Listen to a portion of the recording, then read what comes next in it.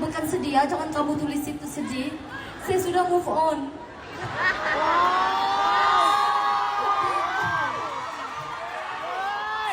Sebenarnya saya berterima kasih.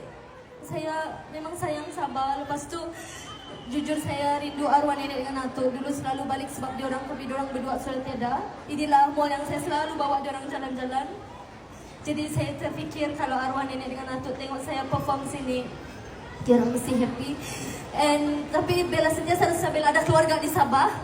Pergi mana-mana semua orang tegur saya, thank you so much for your support. Bella hargai dan Bella tidak akan lupa. Sabah nomor 1 di hati saya, thank you. Okay, saya tidak mau sedih-sedih. Saya mau panggil